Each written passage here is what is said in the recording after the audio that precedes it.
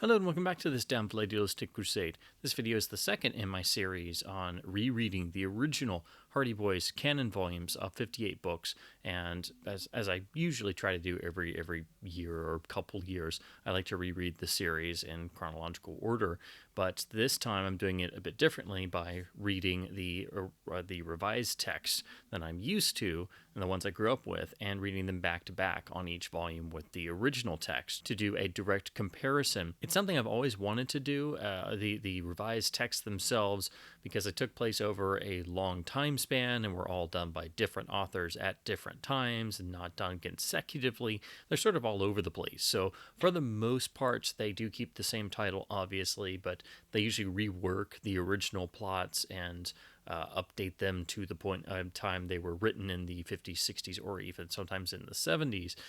But some, and actually a good number, are completely different or are so heavily altered that they only have a passing resemblance to the original text. And in all cases, they did keep the original title, usually pretty similar cover art, and so it could be very confusing when you're looking at books with the same title but with completely different text in them. So for the second volume, The House on the Cliff from 1927, it follows pretty much the same pattern as the first book, also from 1927, The Tower Treasure, in that the revision was done by Harriet S. Adams and pretty much keeps the same story beats along with the title and the plot, with just some things toned down or some little bits of business removed with other things substituted, and of course a severe cut down in the page count. So the idea that the books were streamlined is a very, it's actually quite an apt description. The page count on this volume goes down from a little over 200 pages, I think it's about 208, 210 pages, to about 180 pages in the revised text. And of course, different printings will have slightly different page counts depending on the typeface, but it is already a big chunk of the page count of the original has been removed. So that gives you an idea of, even though it is the same story with the same title and the same plot and almost all of the exact same story beats, you can tell already just from the page count and looking at the books themselves, because the revised text is noticeably thinner. You can tell there is something missing, and as a lot of people like to point out, all the stuff that's missing is the flavor and the texture that series creator Leslie McFarlane put in there.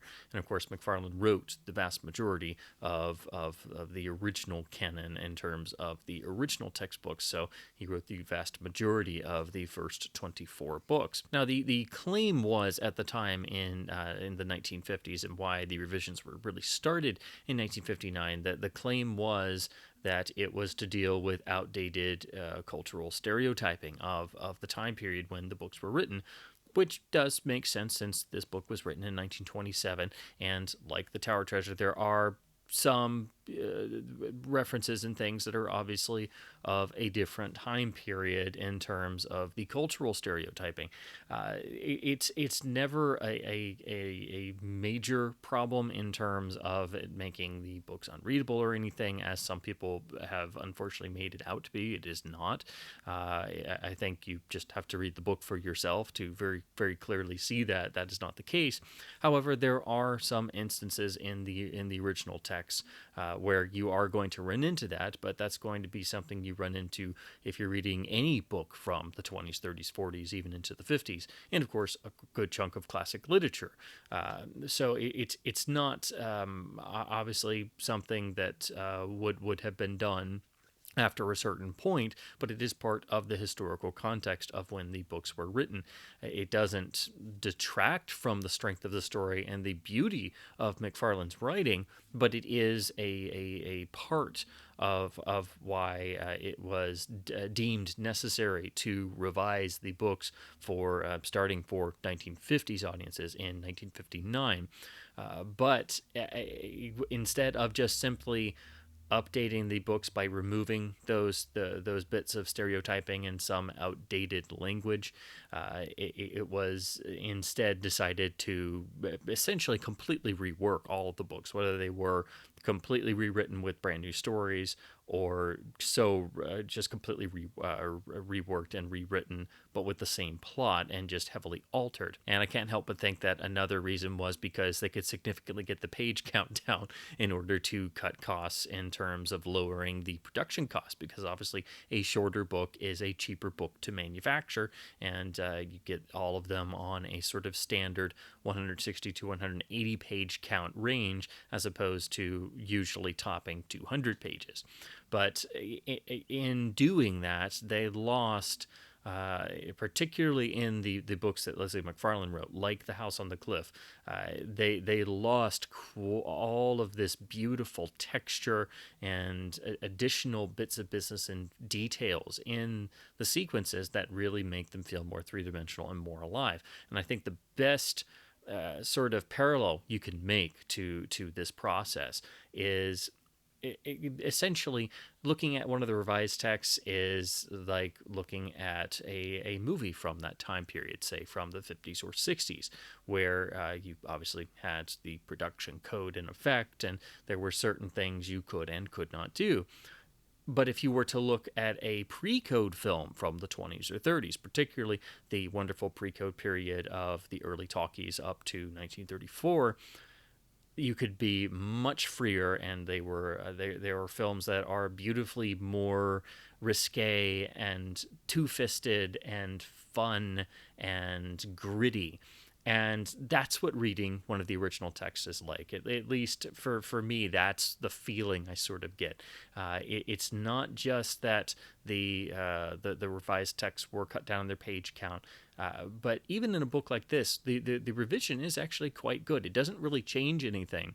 And like the Tower Treasure, if you're going to the original text for the first time, you're not going to see a whole lot of differences. But what you will notice immediately is how much more alive the original text feels. It plays much better. The Hardy Boys themselves are much more two-fisted and independent. In the original text, the boys have a bit of an anti-authority streak to them in terms of being very self-reliant and having to frequently deal with the police forces in Bayport being, shall we say, less, or at least somewhat less than up to par.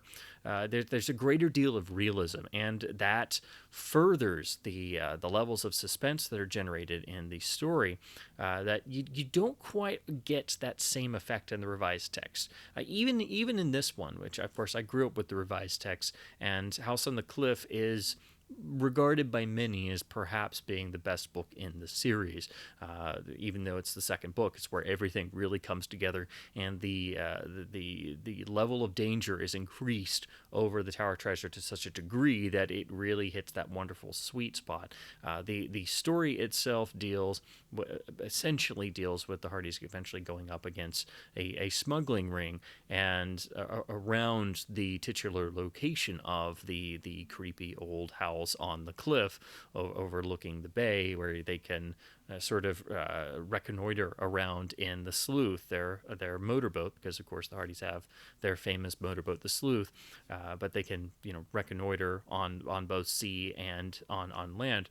But what really makes House on the Cliff special is the added drama of their father, the world-famous private detective Fenton Hardy, disappearing, and essentially with no one knowing what happened to him, and essentially he has been kidnapped, or so they think, and so that adds to the level of tension that only continues to build as they try to unravel this. And over the course of the story, even though it is the same in both versions, the levels of tension and danger and the scrapes the boys get into are much more intensive in the original text. And this goes for their chums as well. So it's not just the Hardy Boys, but it's all the cast, I should say the rogues gallery of their friends and companions, from the legendary Chet Morton to Tony Brito and many others.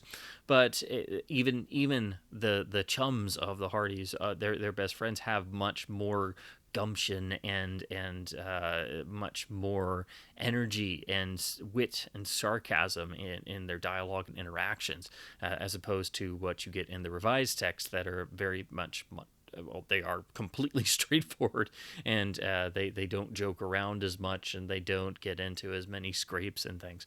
So in essence, I think you could say that, especially for the original Leslie McFarlane text like this, the original texts feel more lived in, whereas the revised texts are much more about getting to the action beats at the end of every chapter. The books famously sort of have not necessarily a cliffhanger at the end of every chapter, but they try to get that feeling to keep the reader's interest hooked in there. And if you were to read any of the books, as with any series, it's good to start at the beginning and work your way forward.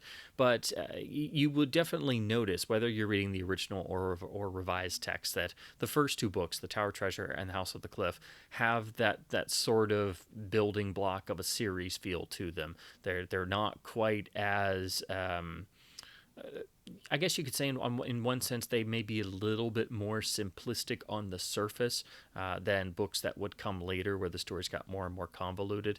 But there is something to there is a strength in that, in terms of they're not going to some other part of the country or something. They're in their hometown, but that doesn't mean that danger and menace doesn't lurk there.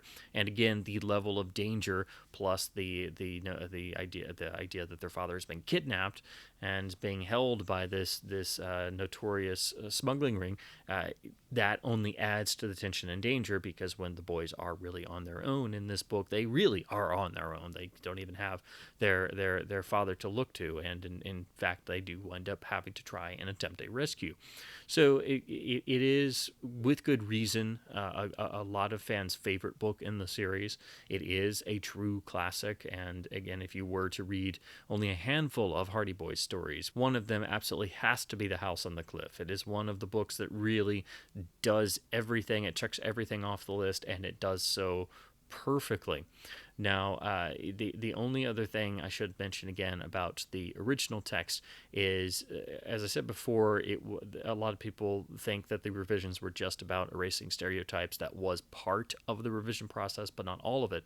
The other thing that they did do that was also important, and part of this book being written in the 20s, is it does have some outdated language in it, and some of that is unfortunately would be considered obviously very insensitive, but it was unfortunately just a part of the time and part of the cultural stereotyping. So it's something you'll see pop up occasionally in the original text, and unfortunately these were just common phrases at the time, and this is not unique to the Hardy Boys books. This happened in all kinds of literature where you have a lot of outdated phrases and language and dialogue that is unfortunately based on cultural stereotyping. So far, the worst one I've come across in reading the original text and doing this back-to-back reread is in the original House on the Cliff, where at one point, and it's a throwaway piece of dialogue, and essentially Frank Hardy is essentially saying they're looking for a needle in a haystack. But unfortunately, the phrase that is used was a phrase used at the time in the 1920s that unfortunately is very insensitive, and but that again is just part of the book being written then, and that unfortunately being part of the language.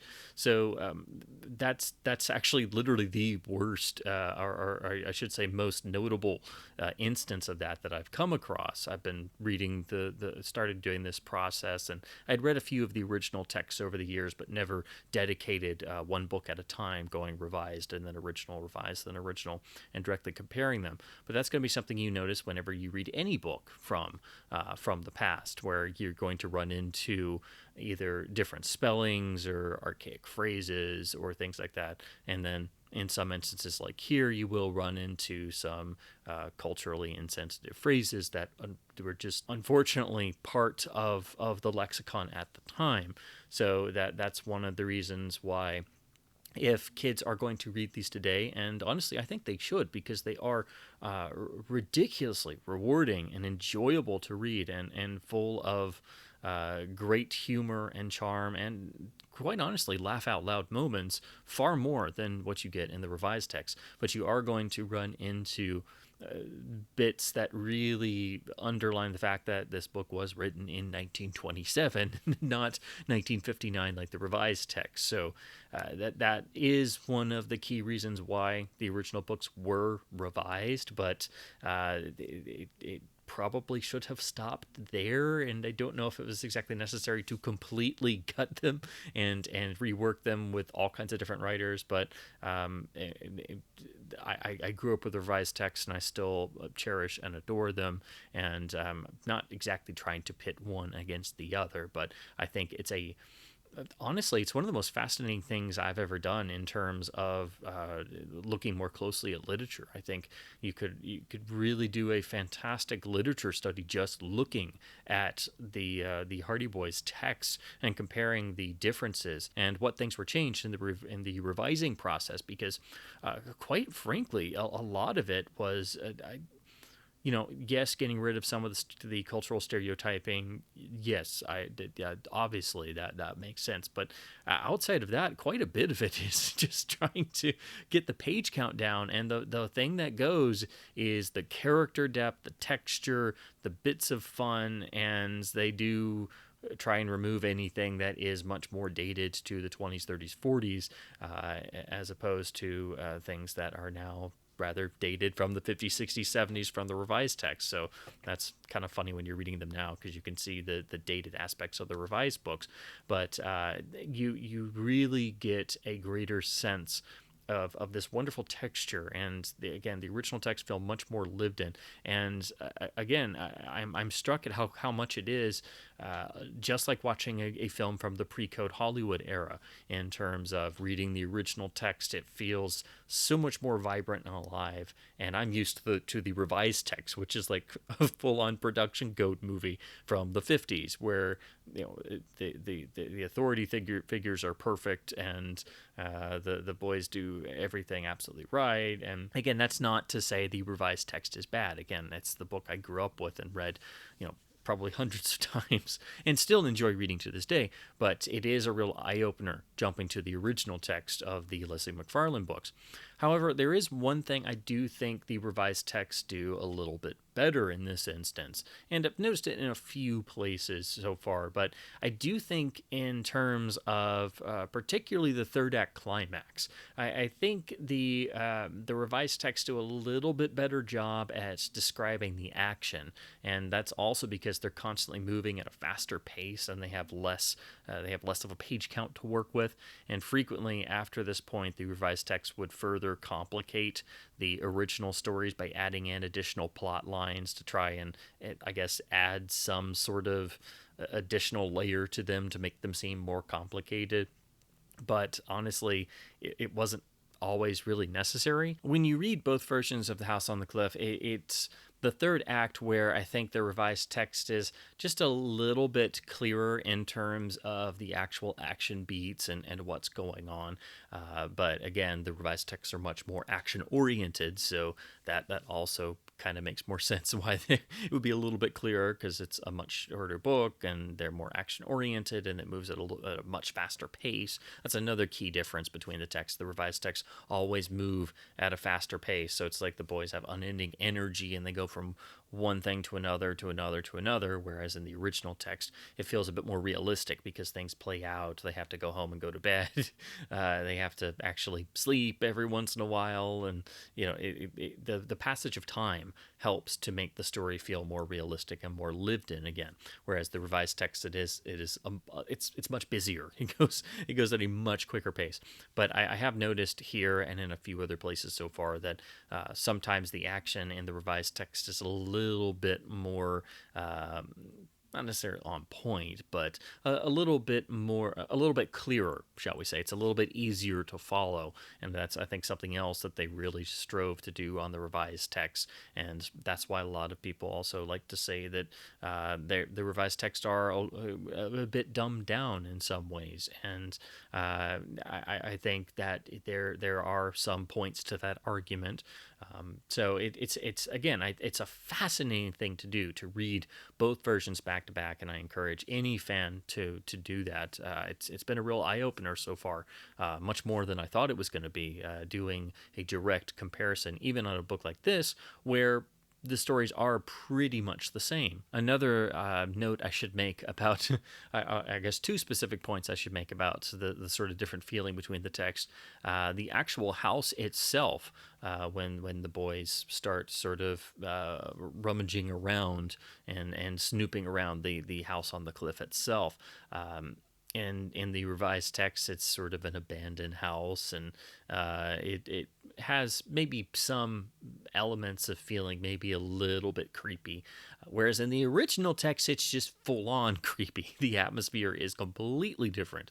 The second point in terms of the a key difference between the two in terms of the difference in tone. In the original text, even though it doesn't happen in the book, it is alluded to, but there is an actual murder that took place and is discussed in the original text, whereas there is none of that in the revised text. So this is now the second book in a row where the murder is mentioned in the original text, and that is pretty much a complete no-no in the entirety of the revised text. That was just again another sort of instance of an original text feeling like a pre-Code Hollywood film. I think I know I keep saying that, but it's what my mind keeps flashing to. It's the perfect comparison to sort of give you the idea of the difference in feel between the original 1927 text and the revised 1959 text. I mean, they are worlds apart in tone, even though the story is almost exactly the same,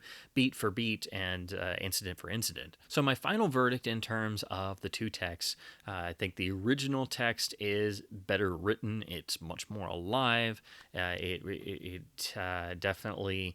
It is more gripping in a lot of ways, but the revised text, like the revised text of The Tower Treasure, and of course they're written by the same person, Harriet S. Adams, it's telling the exact same story. It does have some little differences and different scenes that are added to it to make it feel a little bit different. So it has things exclusive to it that are not in the original text. And I think the whole climax is a little bit clearer because the actual prose is a bit simplified and streamlined, and again you have the shorter page count, but again, like with The Tower Treasure, the revised text isn't as lived in as the original text. So I think this is another case where you obviously have to have both, and of course I grew up with the revised text, so I can't really play favorites between the two. They're both excellent. They're both pretty much the exact same story with almost the exact same incidents, but again, when you're reading these and you read them back to back, you know which one you enjoy more. So it's funny to hear me say that, because I grew up with the revised text, but the original text, it just feels so much more alive, and it's obvious from the opening lines of the opening paragraph of the first page. So, but again, the revised text is pretty much the exact same story, but with the danger and suspense and the texture of the world of the story sort of definitely dialed down a bit, and of course they did make the changes to the outdated cultural references and dialogue bits that are occasionally in the original text. So it's another case, just like The Tower Treasure, where both are important, but the original text is the better written book and is the one that definitely has the richer flavor. It's sort of a draw between the two, and for most of these, I think that's where it's going to sort of be, where you find positives in both. But then, of course, these two are pretty much the same story. It's not a case like we'll get to later on in this series where two books with the same title, but once you open the covers, they are completely different. So again, the revisions take all kinds of different forms, were written at different times, out of order, and by completely different authors. So it really makes it difficult to compare them. So you really wind up having to do a direct book by book comparison of the two texts, which is why I started doing this. And it's, again, one of the most rewarding things I've ever done in terms of actually studying a book itself. So in terms of the cover art designs, W.S. Rogers returns to do the art for House on the Cliff like he did the Tower Treasure, and it follows in a very similar sort of pattern in terms of the layout and design, and it sets up the singular image of the boys on their boat on the water and looking upwards at the house on the cliff, and it's sort of having a bit of an ominous flavor to it. What I really like about this cover is it actually has a greater sense of danger to it, because if you look at the boat, the boys are about to crash on the craggy rocks, which is a key sequence in the original text where they do almost smash up, and they get much closer here in the original cover than they do in the others. So I like that there's that sense of danger even though it's broad daylight, and we have the house situated there, and it sort of has a slight ominous feel to it. Then in 1945 we got the second cover during the Yellow Spine era, where most of the stories got new cover paintings, this one by A.O. Scott, who did most of them, and like the Tower Treasure second cover, it's a reworking of the original image from a different angle, and it has a nice sort of dynamic feel to it. I like that the boys are going through this sort of rocky overhang, and they're coming at the house from a different angle, and there's a good sense of drama going on. But there's also quite a bit of additional bursting color, which is something you see in almost all of these 1940s covers during the Yellow Spine era. I'm not really a big fan of that, and I'm also not super big on the original covers, for especially for this one in Tower Treasure, having they are maybe a tad plain, and also there's not a lot of color in the original House on the Cliff cover, whereas this one sort of has too much. But they're both extremely dynamic covers, and I really enjoy them, and it's sort of the key image for this book is the boys on the sleuth in the water, and the house literally being on the edge of the cliff and looking very ominous. So that's why I think the 1959 Rudy Nappi artwork for the revised text is really the one that solidifies it and nails it in terms of getting it all in one image. We go back to a layout much like the original artwork, which a good number of the Rudy Nappi revised paintings would be to match either the first or second cover art design. We have the boys in the sleuth. Looks like, I'm guessing it's supposed to be Tony Prito with them, but I'm not exactly sure. It could be Chet Morton, but I've never known exactly who is the third person in the sleuth. But or actually no, it's probably Tony, because I think they're in the Napoli on the actual the cover shot, which is Tony's boat. So it's one of those fun things. You sometimes have to guess, okay, who exactly is what and where in the actual cover painting. And sometimes, in funny instances, the cover painting isn't even in the revised text. It's something from the original text, and those are the really funny covers. But anyway, the house here looks its most ominous, I think. And if you look closely, one of the windows is like slightly illuminated, and it looks very dilapidated, whereas in the other versions, it looks kind of like just a house sitting there. So I really like that. And also in the background, it looks like there's a guy in a rowboat sort of coming out from the other side of the cliff, which is actually another thing that's much more in the original text as well.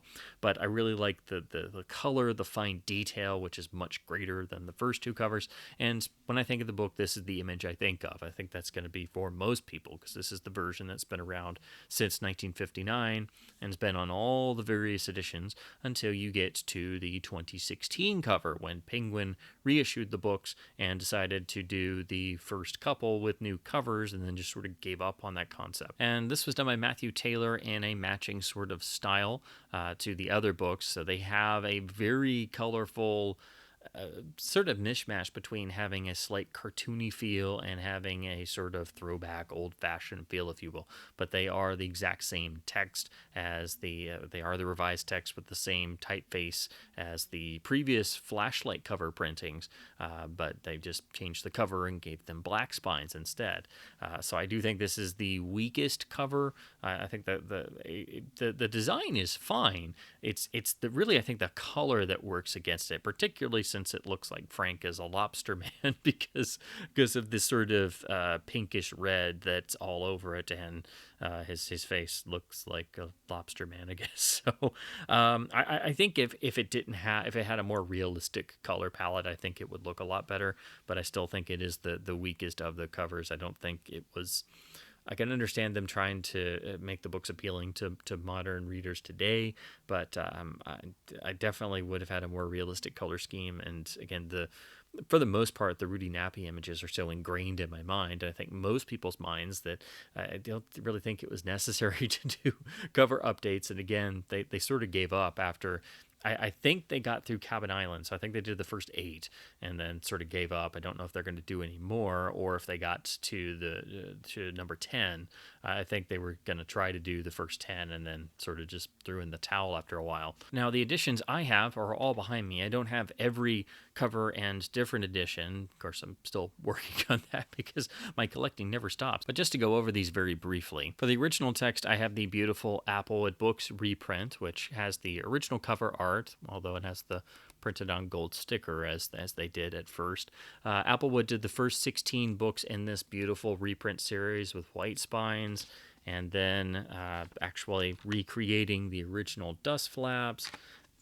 And that wasn't enough. These are complete replica editions with the original Redboard hardcovers underneath. These are really great collector's items. You can still get the first 4 or 5 for decent prices online for about $10 to $20, but after that they get really scarce, and unfortunately they had to stop at 16. And when you get to the last few books, they get very expensive on the used market, and you can understand why, because these are perfect replicas of the originals, right down to having the original artwork on a nice thick glossy piece of photo paper in the front, just like the original printings did, and it recreates the original typeface. It does include a publisher's note and introduction, so it mentions that these are the original texts that do have some of the outdated stereotyping of the time in which they were written, but that they are printed as they were originally released to fully preserve the original text, and that is also including the original typeface. So this is exactly what you would see if you had an original text printing from any of the original text editions. And of course, you get it here in the Applewood version on a beautiful clean text block and with the beautifully reproduced original dust jacket, which is the hardest thing to get on original editions, and the most valuable part of any of the original books is actually the dust jacket itself. So I think the Applewood versions are really wonderful additions to anybody's collection, and you should at least have one of the first couple ones, so really 1 through 5. That will really get you hooked on them because you can find the first 5 relatively easily, and they're so beautifully done that you want the rest of them, and you wish they had done all of them, and unfortunately they didn't get to. But trying to complete a whole 16 book Applewood set is now very costly and expensive. Still less expensive than getting a true first edition 1927 version with dust jacket, because that would set you back at least several $1,000s, if not substantially more, due to their extreme rarity and the high prices they go for at auction. But this is really as close as you can get to that, and in absolutely pristine shape. But you do have to track them down in bookstores or on eBay or with other fellow collectors. But the first couple books are rather on the cheaper side, and I think essential for any Hardy collection. My childhood copy, and still the one I think of every time I think of this book, is this beautiful picture cover spine edition. This is from the 1960s.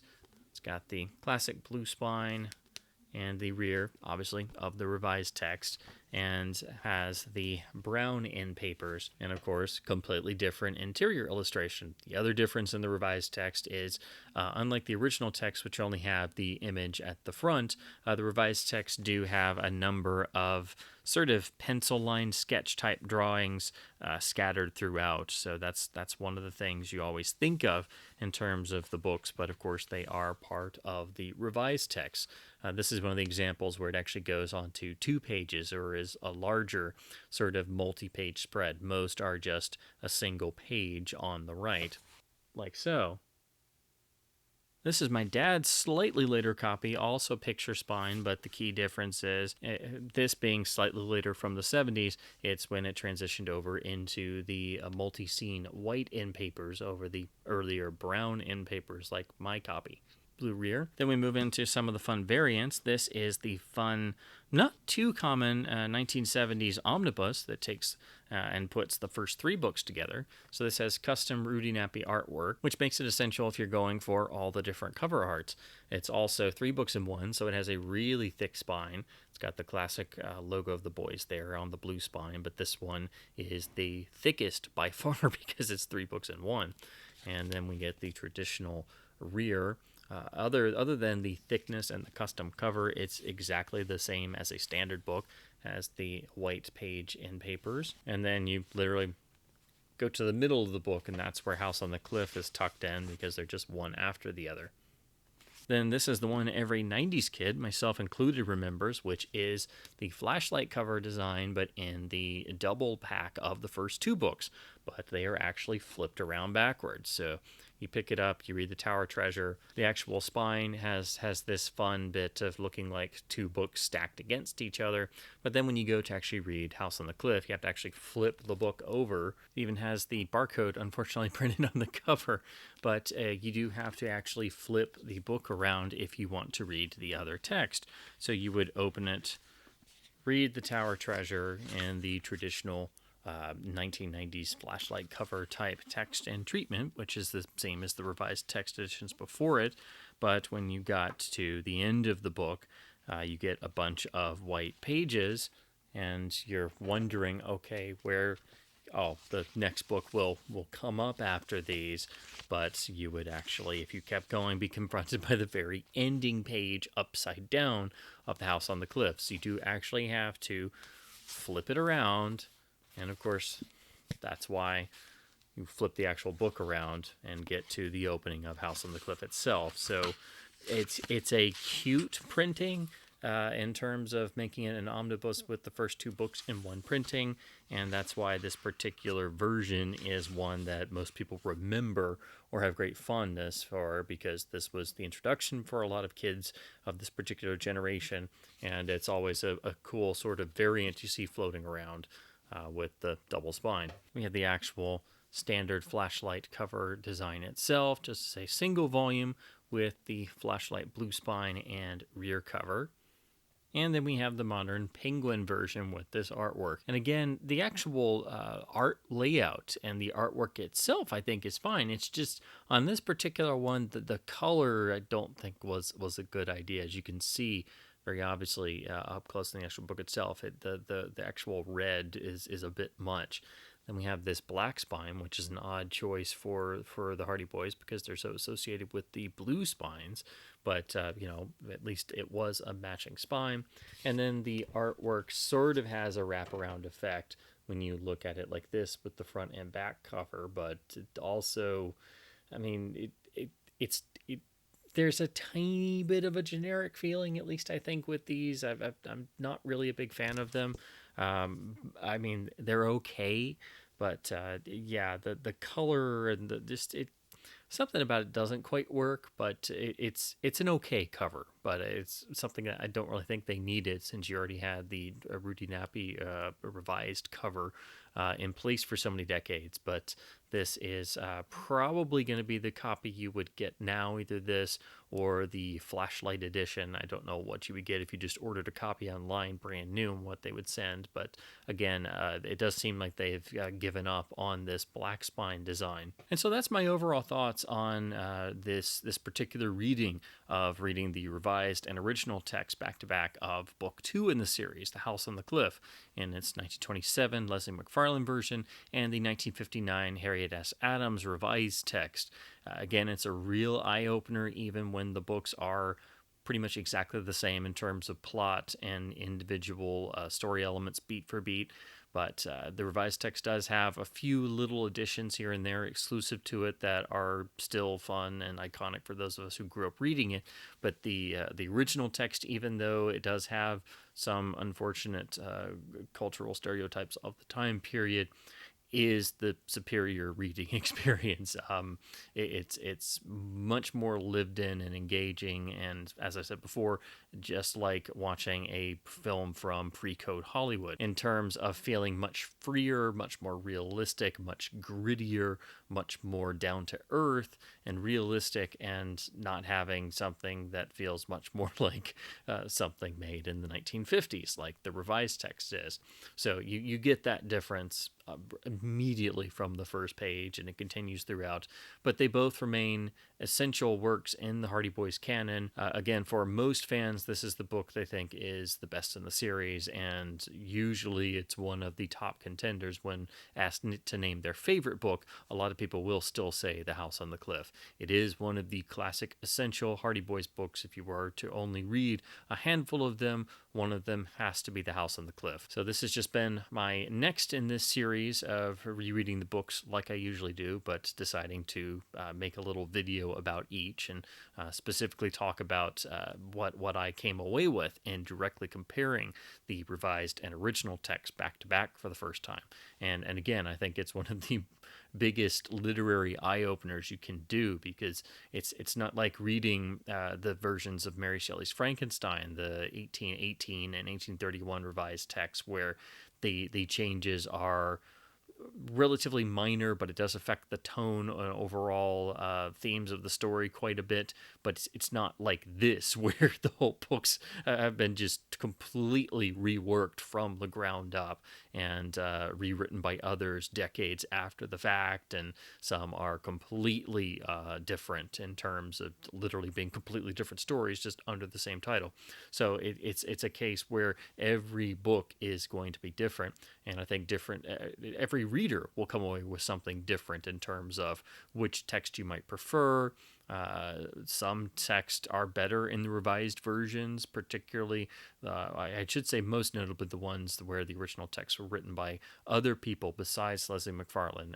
When you have the series creator essentially and McFarlane writing the original text, it's hard to better that in the revised text. So where the revised texts do shine, I think, is when they add in additional story elements and bits of business and things that are not in the original text that enhance some of the story beats. And again, I do think some of the revised texts positives are, I think they are a little bit clearer in their action climaxes a little bit, but they do have a much quicker pace, so they have to be clearer and more concise. So that's another part of this trade-off of this sort of streamlining of the books and the revision process, because there were a number of factors for doing this. So I hope this has been fun and at least hopefully somewhat informative. Again, these are just my own general thoughts, and I would be very much interested to hear what you might have to say if you've read both of the texts, or are a great fan of the series still, and have just wondered about the original text.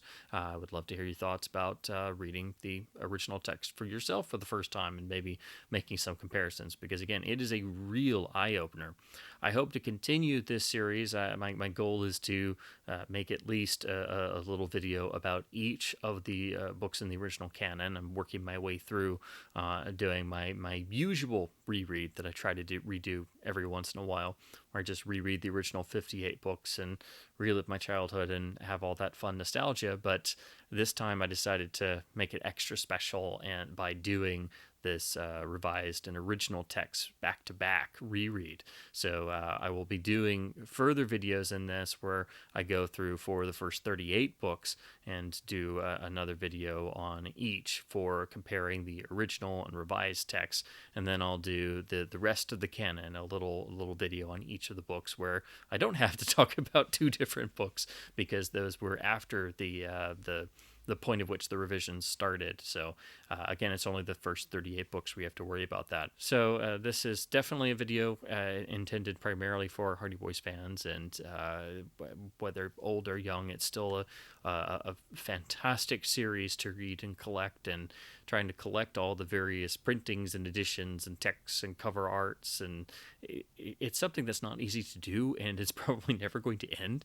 And that's just, then not even getting into the later series outside of the canon 58 books, and there's a whole history there that unfortunately doesn't really get delved into very much outside of fan circles. So that's why I felt it would be fun and interesting to continue doing videos on YouTube. And specifically, I wanted to talk about each book on a book-by-book basis, because when I started this project, it was more of just a self-retrospective thing, and I thought it'd be fun to read the two different texts back-to-back. But it was such an eye-opener that I felt the need to turn it into a video series. So I hope you've enjoyed this, and do stay tuned for when I do a video on book 3 and return in The Secret of the Old Mill.